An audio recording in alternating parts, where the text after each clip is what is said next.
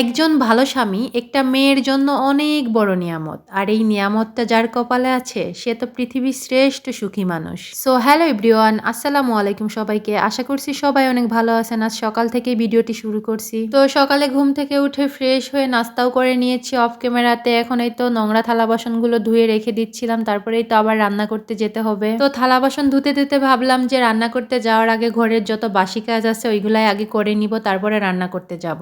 বর্তমানে কি যেন একটা হয়েছে, আমার ভিডিও করতে একটুও ভাল লাগে না, মন চায় না যে ভিডিও আপলোড করি। তারপরেও মন না চাওয়ার পরেও কিন্তু ভিডিওগুলো আপলোড করি আপনাদের জন্য। থালা বাসনগুলো ধুয়ে রেখে দিয়েছিলাম, আর এখন এই যে সম্পূর্ণ ঘরটা ঝাড়ু দিয়ে এনেছি, এখন ময়লাটা উঠিয়ে ফেলে দিলেই হয়ে যাবে। আর ওদিকে আমার বাবু এখনো ঘুম থেকে উঠিনি, ও এখনো ঘুমোচ্ছে, যার কারণে আজ সকালে ঘুম থেকে উঠে বিছনাটা গুছাতে পারিনি। ভাবছিলাম যে ও ঘুম থেকে উঠলে তারপরে বিছনা টিছনা গুছিয়ে রেখে দিব, তো ঘর ঝাড়ু দিতে দিতে দেখি ও ঘুম থেকে উঠে গেছে। এই জন্য ভাবলাম আগে বিছনাটা গুছিয়ে রেখে তারপরে রান্না করতে চলে যাব। ছোট বাবু থাকলে বিছানার অবস্থা কেমন হয় তা তো আপনারা জানেনই, যাদের ছোট বাবু আছে। আমার বিছানার অবস্থাটা তো দেখতেই পাচ্ছেন, একদম কাঁথা কাপড়ে ভরা, তাই না? তো আমি সব কাঁথা কাপড়গুলো ভাঁজ করে রেখে দিচ্ছিলাম, আর সবকিছু পরিপাটি করে ভাঁজ করে রাখলে আসলে দেখতেও ভালো লাগে। আর এই ভিডিওটা অনেক দিন আগের, তখন বেশি একটা শীত পড়ে নাই, মানে হালকা শীত ছিল, কাঁথা দিয়েই হয়ে যেত। কিন্তু এখন বর্তমানে যে পরিমাণ শীত পড়তেছে, কম্বল ছাড়া তো চলাই যাচ্ছে না। অনেক দিন আগের ভিডিও এডিট করা ছিল, জাস্ট ভয়েস টয়েস দেওয়া হয় না। আমি বললামই তো, আমার একটু ভাল লাগতেছে না ইদানিং, কি জানি কি যেন হয়েছে, মন না চাওয়ার পরেও আপলোড করতেছি। সবাই একটু আমার পাশে থাকবেন ইনশাল্লাহ। আসলে আপনারা একটু ভেবে দেখেন, একটা ভিডিও ক্রিয়েট করতে, ভিডিওটা এডিট করতে, ভিডিওতে ভয়েস দিতে কতটা কষ্ট হয়।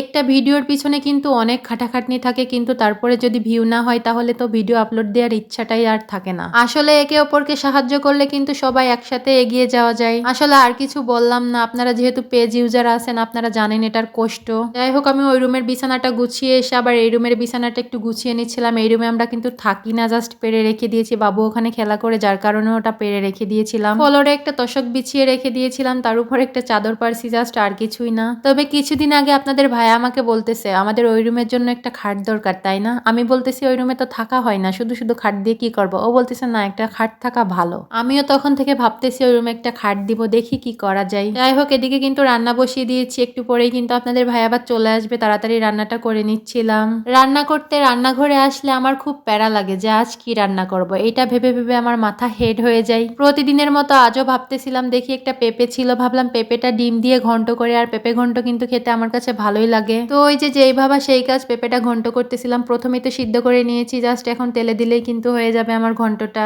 আর আজ একটা রান্নাই করতেছিলাম, কালকের কিছুটা তরকারি আছে ওটা আর এটা দিয়ে ভালোভাবেই হয়ে যাবে, ওই জন্য আজ এক পদই করলাম। আর আজ সকাল থেকেই যেন কেমন কেমন একটা লাগতেছিল, মানে বেশি পেঁচাপেচির রান্না করতে ইচ্ছা করতেছিল না, এই জন্য সহজভাবে রান্নাটা করে নিলাম। আসলে মাঝে মধ্যে আমার এমন একটা লাগে, এই একই কাজ প্রতিদিন করতে আর ভালো লাগে না, মন চাই যদি একদিন ছুটি পেতাম, যদি আমার রান্নাটা কেউ একজন করে দিত, কিন্তু বাধ্যতামূলক আমারই করতে হয়, কিছু করার নাই। তবে আপনাদের ভাই একটু ভালো আছে, বেশি একটা প্যারা দেয় না, আমি যা রান্না করি তাই খেয়ে নেই চুপচাপ। আসলে সে যদি ভালো না হইতো তাহলে আমার হয়ে যেত, আমি যে রান্না টান্না করি কিন্তু অনেক বেলা করে, একটা দুইটা বেজে যায়, তারপরে সকালে নাস্তাটাও তৈরি করি না। তো যাই হোক, আজকের ভিডিওটি এই পর্যন্তই, দেখা হবে নেক্সট কোনো ভিডিওতে। আল্লাহ হাফেজ।